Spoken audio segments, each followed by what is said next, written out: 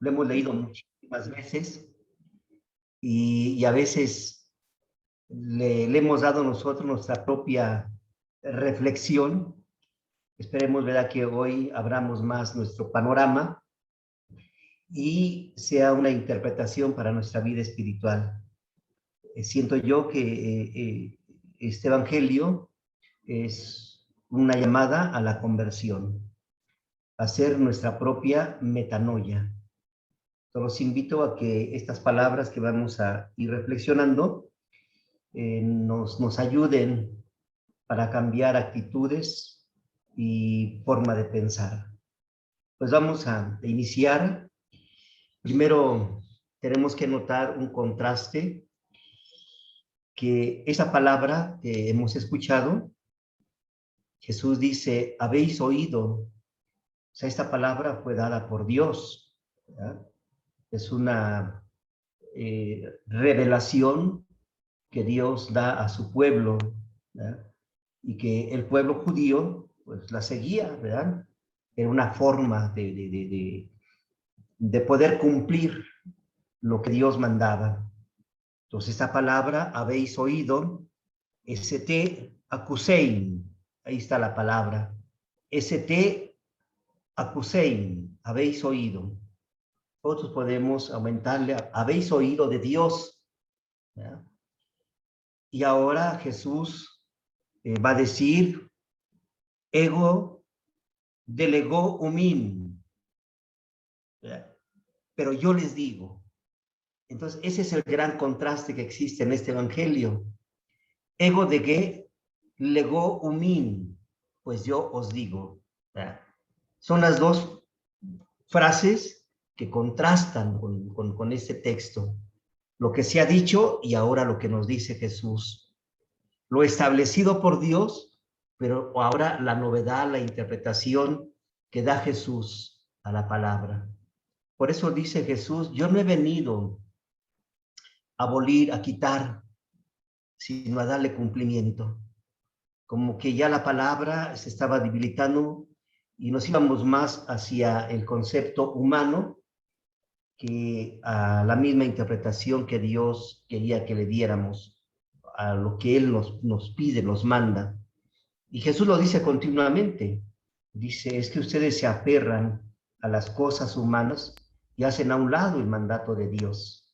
Bueno, pues vamos a iniciar y nos damos cuenta de muchísimas cosas. El Señor primero nos da una nueva visión de la palabra de Dios. La ley había surgido primero desproporcionadamente. Habéis oído que se dijo ojo por ojo y diente por diente. Era una ley muy desproporcionada, ¿verdad? Es decir, era una relación que salía de entre los conflictos. Era de un modo de defenderse, de castigar, era una manera de responder, ¿verdad?, a lo que te estaba pasando. Si te pegaban, había que tener cuidado, ¿verdad?, dónde te pegaron. Si te pegaron en la espalda, tú solamente tienes que pegar en la espalda, ¿verdad? Si te pegaron en la cabeza, tú solamente tienes que pegar en la cabeza. Si te pegaron en la cara, solamente tienes que pegar en la cara. Si tú pegabas más allá de lo que te habían hecho, entonces te hacías acreedor a un castigo. Y Jesús nos revela algo que no estamos acostumbrados a escuchar. Dice Jesús, pues yo os digo, no resistáis al mal, antes bien, al que te bafotee en una mejilla, la mejilla derecha, ofrécele también la otra. Primero, tenemos que notar que había una regla que había servido como freno a los pueblos primitivos. Pero hoy, en nuestros días, pues eso ya no sirve. Yo no puedo devolver mal por mal. Y como nosotros conocemos esta ley, la ley del talión, si me pegas, te pego. No, no, no, no, no. Eso no es de cristianos, ¿verdad? Mucho menos de personas de fe, ¿verdad? Entonces, ¿qué significa esto? Que el mal no se puede combatir con el mal, con odio o deseo de venganza. No lo podemos hacer así. A veces hay una mala interpretación, ¿verdad? Dice, si no puedes con el enemigo, únete a él. No, no, no, ¿verdad? Siempre lo decimos nosotros. Si no puedes con el enemigo, únete a él.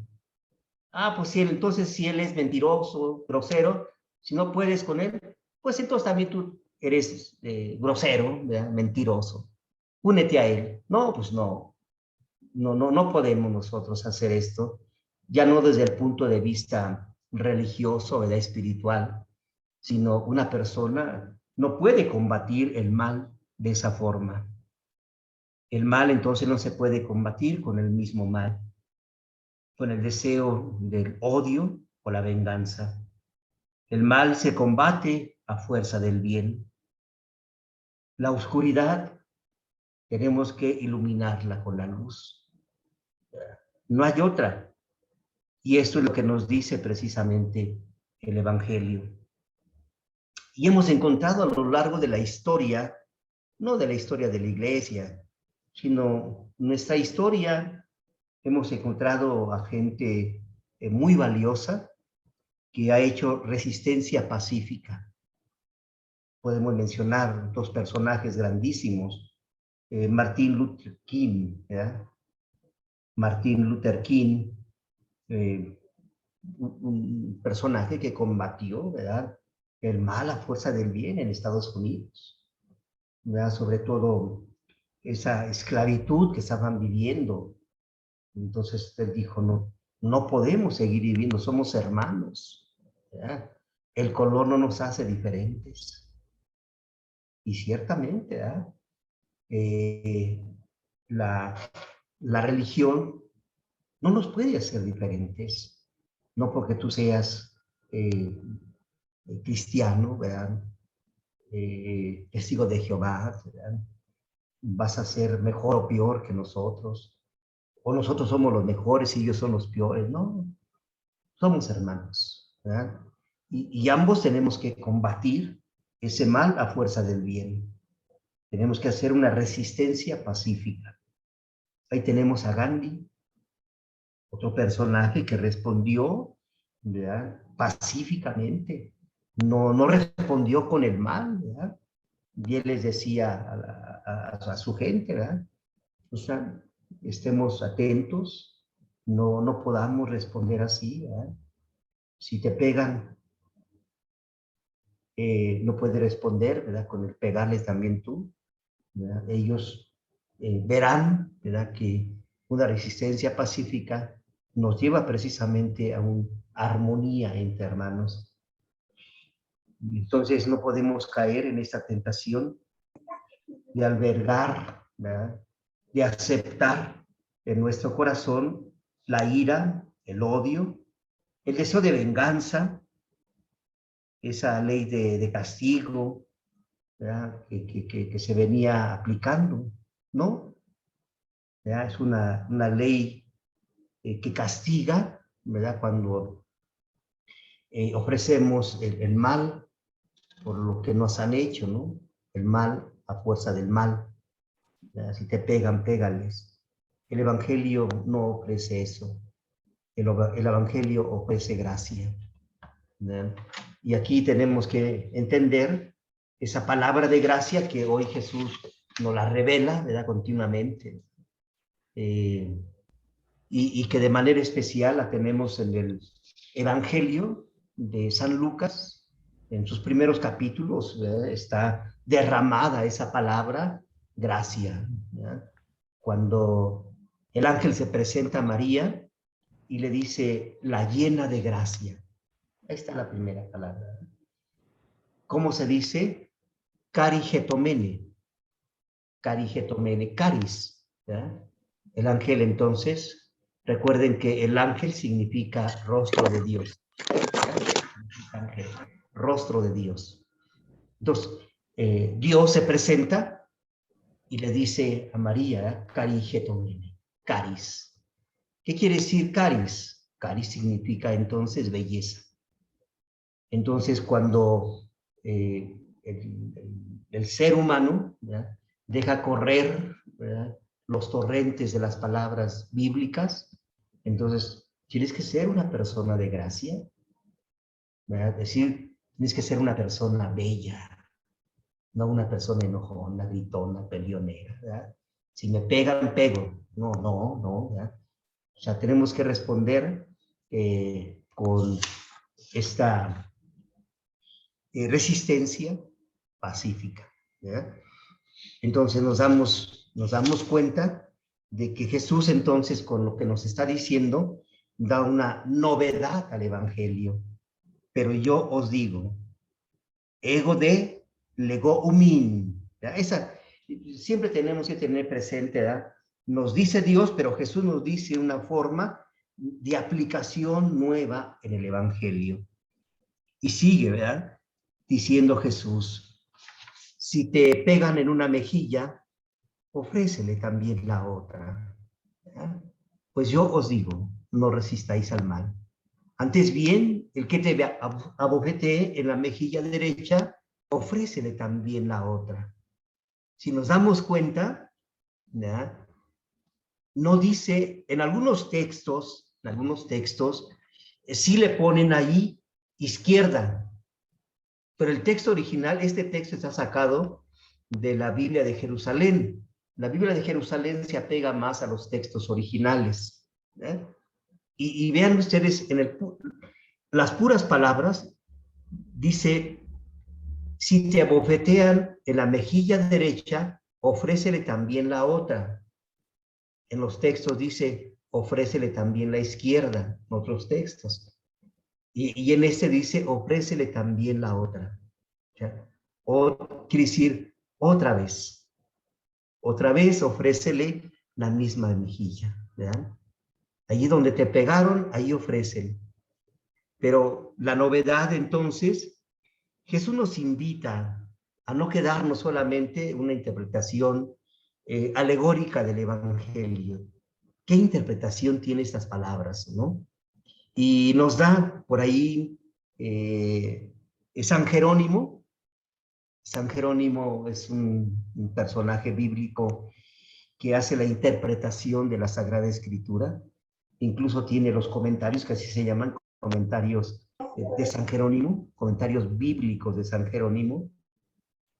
Son como 5 o 6 tomos gruesos, ¿verdad?, de la interpretación de toda la Sagrada Escritura. Y él hace una interpretación curiosa, una interpretación espiritual, diciendo que a veces hay gente que sabe que nosotros nos acercamos a la iglesia, que nosotros somos personas de fe, que nosotros somos personas hasta de comunión, ¿verdad? Incluso lo hemos escuchado de labios hasta de los más cercanos que conviven con nosotros, familiares, ¿verdad?, hijos, esposos, ¿verdad? Nos dicen, oye, ¿a eso vas a misa? Ahora, vamos a interpretar esas palabras en un sentido más amplio, ¿no? El ir a misa nos hace ver que ellos tienen una interpretación a veces errónea, ¿no? Ellos interpretan que si tú vas a misa, o sea, siempre tienes que ser una persona así buena, ¿verdad? Habrá momentos en que nos enojemos, nos molestemos, y lo vemos continuamente en el Evangelio, ¿verdad?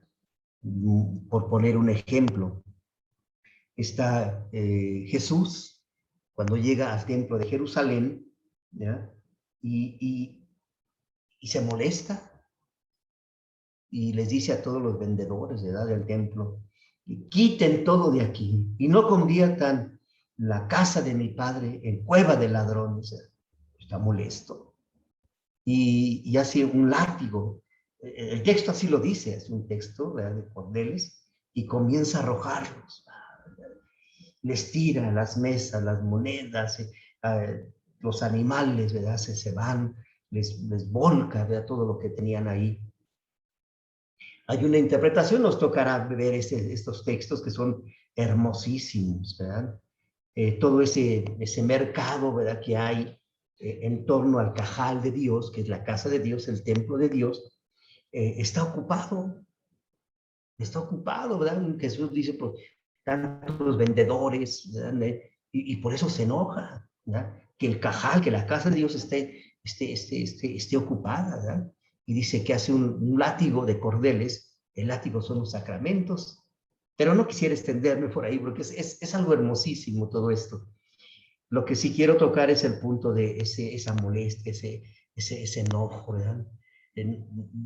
No por el simple hecho de que estemos siempre en la iglesia, no nos vamos a tolerar, ¿verdad?, estas cosas. No, San Jerónimo hace una curiosa interpretación y dice, si te hieren, si te pegan, ¿verdad?, con la palabra de Dios, ¿verdad?, a eso vas a misa, o para qué tanto rezas, o para qué lees el Evangelio, ¿verdad? ¿Para qué? ¿Verdad? Si no cambias, si eres la misma persona, ¿verdad? Nos quieren herir, ¿verdad? Rectamente con esa palabra, ¿verdad? Dice ahí, ofrécele también, o sea, no dice la izquierda, dice ofrécele, ¿verdad? ¿Qué vamos a ofrecer nosotros? Bueno, pues a través de esa misma palabra, pues vamos a ofrecer nosotros el testimonio. Ellos interpretan de esa forma, ¿verdad?, que la palabra, ¿verdad?, que por eso, a eso vas a misa, ¿verdad?, entonces están viendo que la palabra es buena, están viendo que el ir a misa, pues es bueno, a eso vas a misa, entonces nos están diciendo, entonces, cambia tus actitudes. Entonces, sí, lo que tenemos que cambiar, nos abofetean con eso, eso es lo que hace la interpretación San Jerónimo, nos abofetean, ¿verdad?, con eso, nos hieren con eso. Entonces dice, presentan entonces la otra. O sea, esa misma mejilla, es decir, esa misma palabra que te están diciendo en ese momento, que te están atacando con eso, ofréceles tú con esas mismas palabras el testimonio. ¿Ya? O sea, es como muy sensato, ¿no? Si tú llegas a misa, participas, comulgas, y llega un momento en que llegas a enojarte, a pelearte, a ofender y esto, pues ellos se pueden abofetear, ¿verdad? Decir, ay, mamá, por eso fuiste. Bueno, ofréceles entonces la otra, ¿no? La otra interpretación, que es precisamente el testimonio. Si ellos te abofetean con eso, tú abofetearlos también con el testimonio, ¿verdad? Bueno, pues ahora voy a llegar a mi casa, ahora voy a ser más amable, voy a acercarme más a mis hijos. Y ahora sí la interpretación, ay, mamá, a eso vas a misa, ahora en forma positiva, a eso vas a misa. Y entonces ellos ya están viendo, ¿verdad?, cómo aquella palabra está cambiando y está haciendo cambiar a los demás. Lo vamos a ver enseguida. Pero es interesante esta interpretación que hace precisamente San Jerónimo. Y seguimos, ¿verdad?, diciendo, al que te quiera pleitar, ¿verdad?, al que te quiera pleitar contigo para quitarte la túnica, déjale también que se lleve, ¿verdad?, que se lleve el manto. Esto es muy interesante, ¿verdad? El que te quiera pleitar contigo para quitarte la túnica. ¿Qué es la túnica?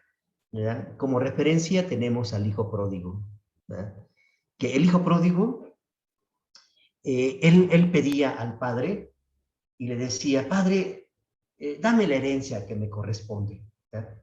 Nosotros, la interpretación que le damos, herencia, inmediatamente, ¿verdad?, pensamos, herencia, bienes materiales, ¿verdad? Y esto tiene una interpretación a veces muy dolorosa, muy triste, ¿no? Imagínate, poniéndonos en el lugar del padre, que un hijo, ¿verdad?, le diga a su padre, ¿verdad?, padre, dame la herencia que me corresponde. Yo creo que cualquiera de ustedes le diría, a ver, hijo, espérate, ¿verdad? Eh, eh, espérate a que me muera, vamos a poner, ¿no? Es muy feo, muy triste, ¿verdad?, que pidan ellos la herencia, ¿verdad?, Eh, pues antes de lo merecido, ¿verdad? Antes cuando, pues estás malo, ¿verdad? Y tú dices, bueno, pues les voy a dar una herencia, ¿verdad? Pero tú lo das, no ellos te lo piden. Entonces el Evangelio abre ese panorama y dice que el hijo pródigo le pidió la herencia. Entonces la interpretación de nosotros es inmediatamente bienes materiales y cómo se atreve este hijo a pedir la herencia. Pero hay una interpretación muy teológica. La herencia no son bienes materiales, ¿no? La herencia es la libertad. El hijo ya se sentía asfixiado allí en la casa, ¿no? Y el texto, si lo vamos siguiendo, dice que el hijo juntó todas sus cosas, se fue a un país lejano y vivió como un libertín. Ahí está. ¿Qué es lo que pedía entonces como herencia? La libertad. O sea, ya no quiero estar contigo, Padre. Ya no quiero estar viviendo aquí. O sea, yo quiero ser libre, ¿no? O sea, quiero ser como los demás. Y el padre le dijo, hijo, pues eres libre. Tienes toda la libertad y la voluntad. Tú eres libre. Y al sentirse libre, pues entonces vean lo que pasó.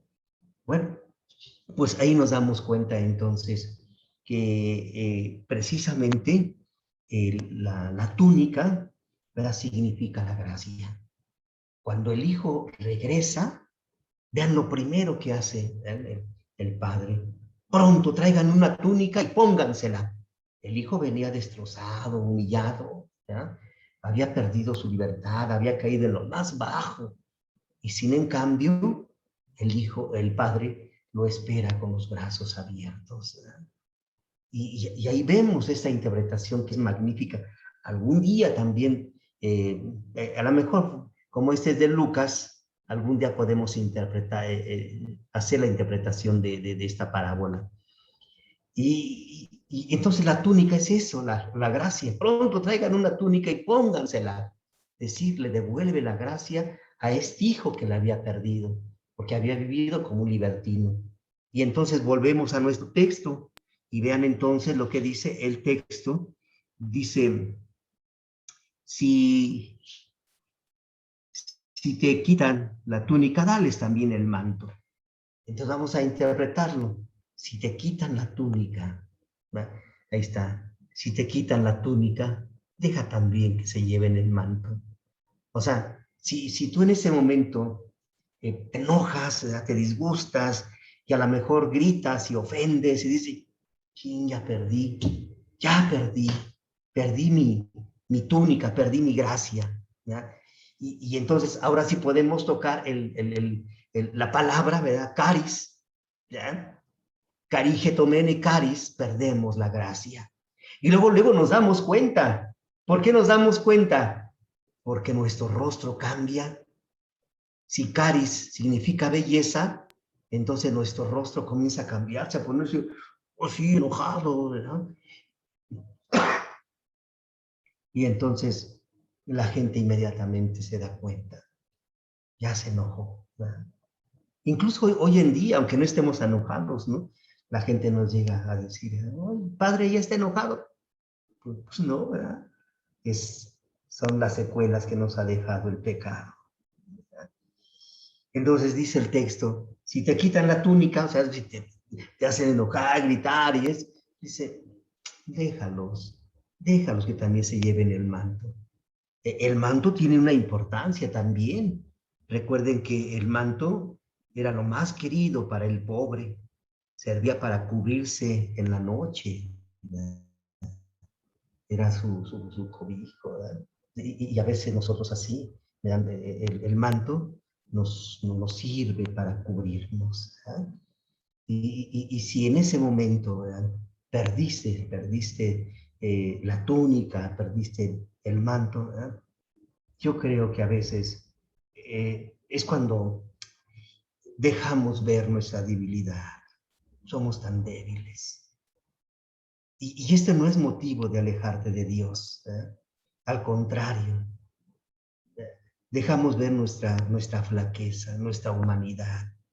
Y es cuando más amados somos por Dios. Por eso dice San Pablo, y lo dice con palabras de veras que deben de estar escritas con letras de oro. Dice, donde sobreabundó el pecado, sobreabundó más la gracia de Dios. ¿Verdad? Entonces, en aquella persona que tiene conciencia de pecado, la regué, sí, la regué otra vez, ¿verdad? Pues hay que levantarnos, ¿verdad? Recuerden las palabras de Jesús, ¿verdad? Vamos a poner dos ejemplos, ¿verdad? Así muy rápidos. Primer ejemplo, con el paralítico, ¿no? Que está postrado, está caído. Para los judíos la enfermedad era como el pecado. Estás así porque eres un pecador. ¿Verdad? Con la mujer que fue sorprendida en el adulterio, ¿verdad? También, ¿verdad? Está caída, está tirada y la van a apedrear. Entonces, a estos dos personajes bíblicos, Jesús solamente dice una palabra. Psicotein. ¿Qué palabra tan hermosa? Psicotein. ¿Qué quiere decir? Levántate. Bueno, pues ahí está la palabra. Si nosotros nos hemos enojado, disgustado, estamos peleados con otra persona, no le hablamos, tenemos resentimiento, coraje, psicotein, levántate, ¿verdad? Levántate.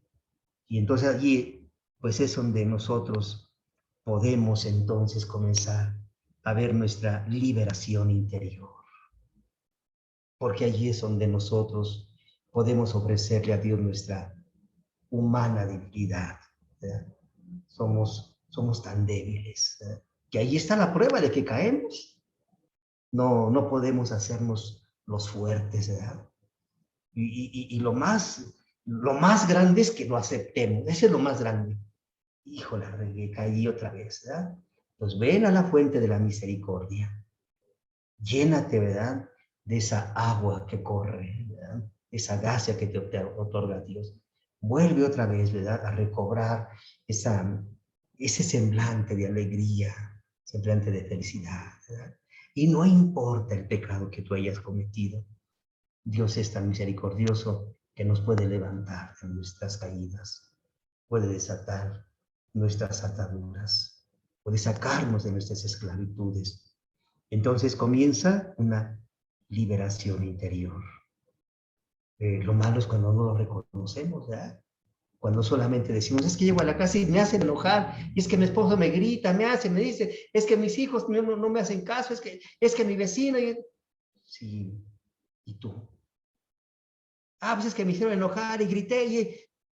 Sí, cuando tú reconozcas,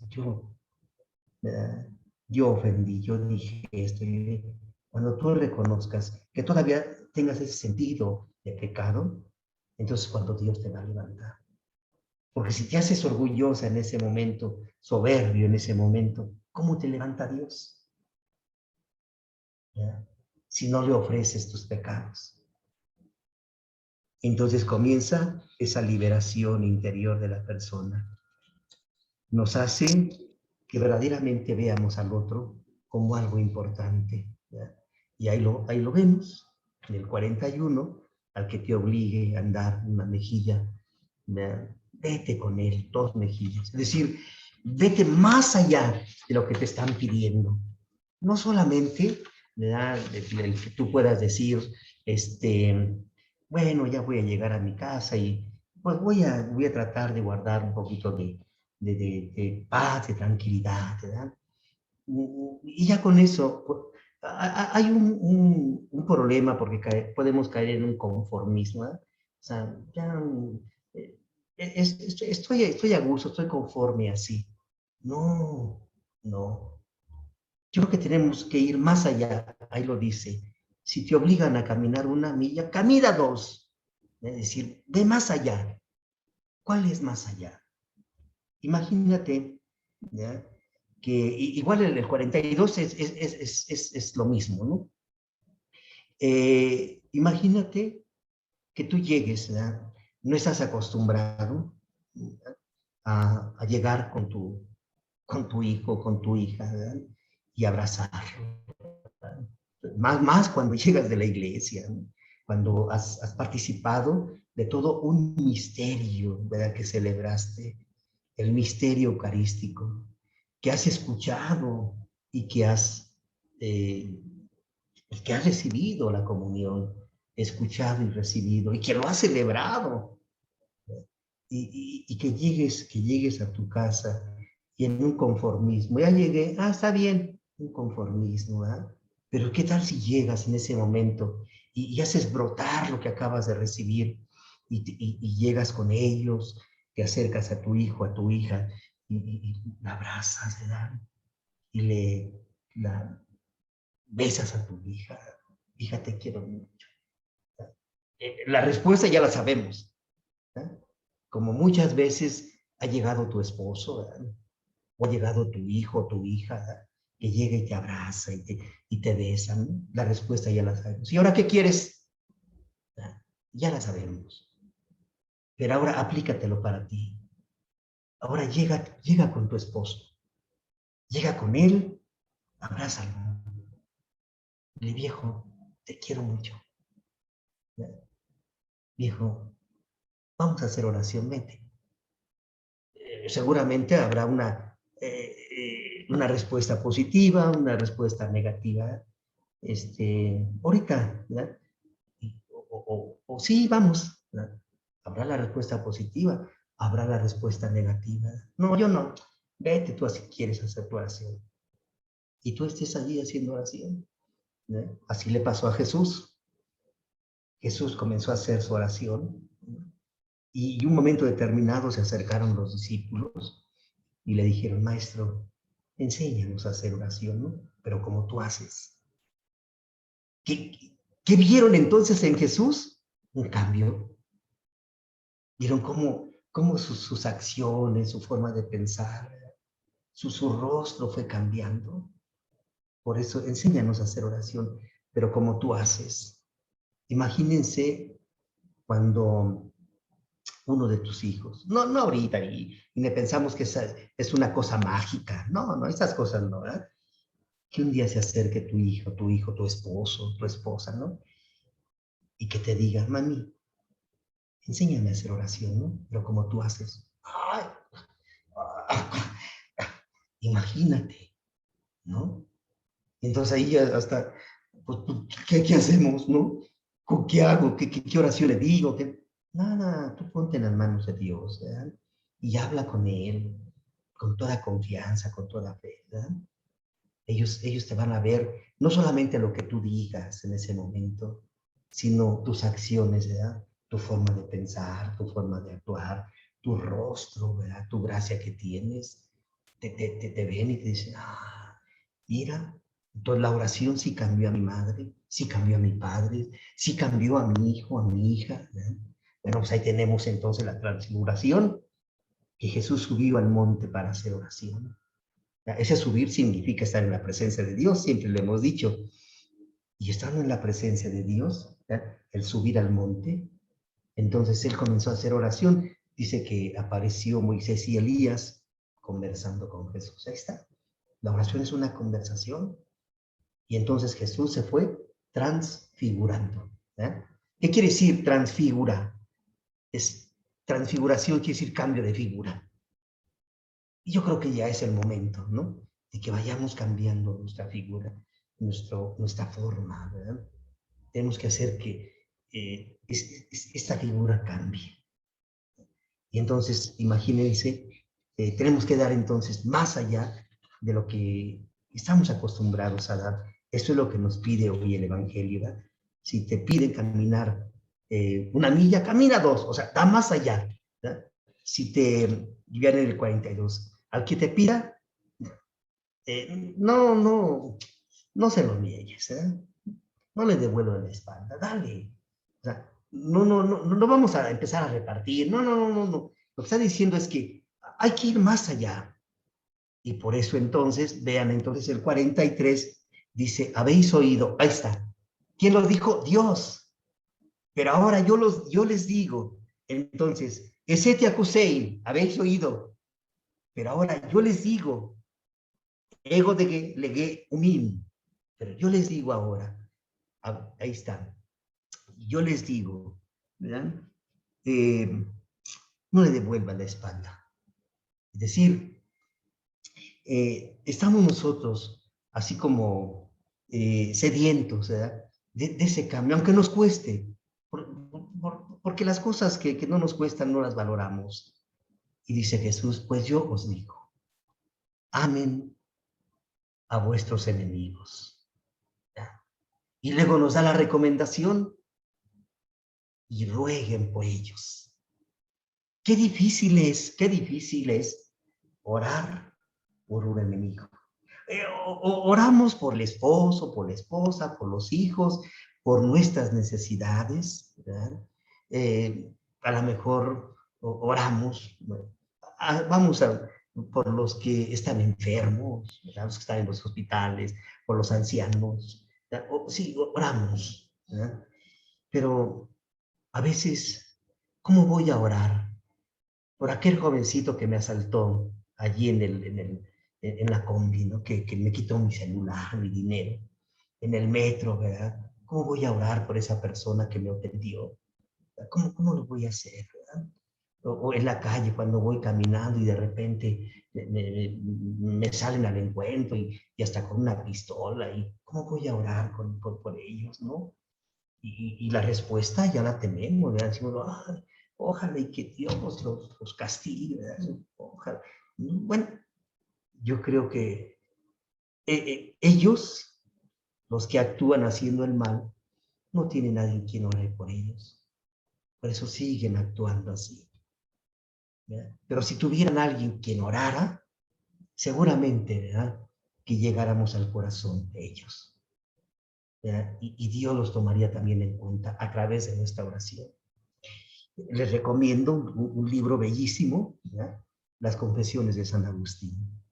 Un libro hermosísimo que nosotros, ¿verdad? Eh, las personas de fe tienen que leer. Es un libro hermosísimo y no cuesta caro, ¿verdad? La porrúa lo edita, no sé, voy a exagerar, a lo mejor 30 pesos cuesta, pero el contenido es tan rico, ¿verdad?, que y encontramos bien en varias partes. Una de las partes, vamos a poner, la mamá de Agustín, Mónica, ¿verdad?, que llegó a ser Santa Mónica. Agustín era un hombre muy desordenado, ¿verdad? Y su esposo Patricio igual, ¿verdad? Y ella luchaba a diario y decía, es que ya no puedo, mi hijo, esto es muy desordenado, mi esposo también, ¿verdad? Bueno, llegó un momento en que a través de su oración cambió los corazones de ellos, ¿no? ¿Quién no nos dice que a lo mejor nuestra oración cambia a un ratero, cambia a un violador? ¿Quién no nos dice que nuestra oración va a servir precisamente para eso? ¿No? Imagínense entonces cuando llegase a surgir esto, que tú ores por esta persona, nuestro mundo sería otra cosa. Pero como no oramos por los que realmente lo necesitan, pues el mundo se está llenando de tanta maldad. Y a lo mejor me atrevo a decir en este momento, nosotros podemos ser los culpables. No el que comete la falta, sino nosotros por no orar por ellos. Es sorprendente esto. Y seguimos, ¿verdad? Como dice, si amáis solamente a los que los aman, ¿qué recompensa tenemos? ¿No hacen eso también los publicanos? Pues sí, nada más piden, ¿verdad?, por sus propias necesidades. Dice, y si saludéis también a los que solamente nos saludan, pues ¿qué hacemos de extraordinario? Yo les aseguro que muchos de nosotros, yo incluyo, que ni siquiera saludamos al vecino, ¿verdad? O sea, no, pero sí llego, ¿verdad?, a la iglesia y sí allí repartiendo hasta besos. Hola, buenos días, hola, Danita, hola. ¿Verdad? ¿Qué pasó? ¿Qué pasó con eso, ah? Si ya traemos una cola fea, ¿verdad? Ya en el trayecto no saludé a doña Pachita porque pues Me cae mal, ¿no? No la saludé. Pero llego acá a la iglesia y sí, repartiendo besos. Y, oh, y hola, ¿no? ¿Qué pasó? ¿Verdad? ¿Somos o no somos? ¿Verdad? Entonces, dice ahí, pues hay que saludar a todos, ¿verdad? Hay muchas cosas que decir aquí, ¿verdad? Una cosa es que nosotros entremos en familiaridad y otra cosa es simplemente saludarlos. Eh, mm, Hay que tratar de no caer en esa familiaridad, porque trae muchos problemas. ¿Verdad? Saludo así a doña Pachita, ¡oh, buenos días, doña Pachita! ¿Cómo está? ¿Cómo te ha ido, hermanita? Pero algo que no me gustó, entonces lo primero que hago es dejarlos de hablar. Esto lo vivimos hasta en casa. Algo que no me gustó, dejo de hablar al esposo. ¿Ya? Los hijos, entre hermanos. No me gustó y dejo de hablarle. Y así estamos en casa. No nos hablamos. ¿Ya? Entonces yo creo que ahí sí, pues tenemos que hacer un esfuerzo, el que nosotros pues comencemos verdaderamente a ir cambiando nuestra forma de actuar. Por eso les decía al principio que esta lectura nos invita a que hagamos una metanoia nosotros. Es decir, hagamos un cambio de mentalidad y un cambio de actitud. Y la última frase del Evangelio, y dice, vosotros pues sean perfectos, como vuestro Padre Celestial es perfecto. Vamos a cambiarlo, ¿ya? Dice, sean ustedes santos, como vuestro Padre Celestial es santo. ¿Ya? Es la misma palabra. ¿Ya? Santo quiere decir separado. No quiere decir santo, no es el santo de las repisas, no es el santo que está ahí expuesto y que llegamos y nos perdonamos, nos antiguamos. No, ese no es el santo. ¿Verdad? El santo es aquel que está separado del mal. Por eso santo significa separado. Entonces, creo que ese es el momento en que nosotros podamos hacer a un lado, ¿verdad? Todo eso que hemos venido arrastrando, ¿verdad? Toda esa lastre en la cual a veces vivimos y que ahora tenemos esta gran oportunidad en escuchar la palabra de Dios y que nosotros mismos luchemos por nuestra conversión, ¿verdad? Recuerden que la finalidad, ¿verdad?, de nuestra vida, ¿verdad?, es la santidad. Esa es la finalidad. Y todos tenemos, ¿verdad?, que comenzar a buscar nuestra santidad desde aquí. Entonces, ¿cómo la comenzamos a buscar? Pues con esto, es decir, separándonos del mal. ¿Verdad? Que la gente note, en la confesión se dice expresión exterior, que la gente note que verdaderamente nosotros estamos viviendo estos acontecimientos evangélicos. No solamente los escuchamos, porque si nos ponemos así a hacer un poquito de historia, ¿cuántos años tienes participando en la celebración de la misa? Si tienes 50, por lo menos 40 años participando en la misa. Si tienes más, ¿cuántos años tienes viviendo la misa?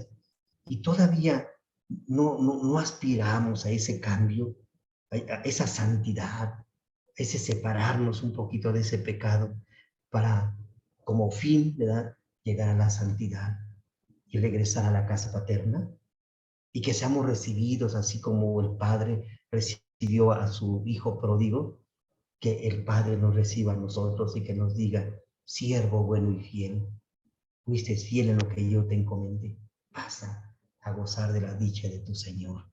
Y ahí es donde nosotros entonces podemos gozar de todo esto que vivimos.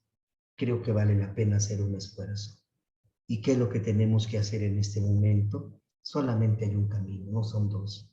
Solamente hay un camino, el camino del arrepentimiento. Y verdaderamente sentirnos que estamos arrepentidos de las acciones que hemos hecho. Y podemos entonces decirle al Señor en nuestra oración, Señor, vengo ante ti. Vengo reconociendo mis faltas, mis pecados. Vengo, Señor, porque te necesito. ¿Verdad? Vamos a ponernos en la presencia del Señor unos momentos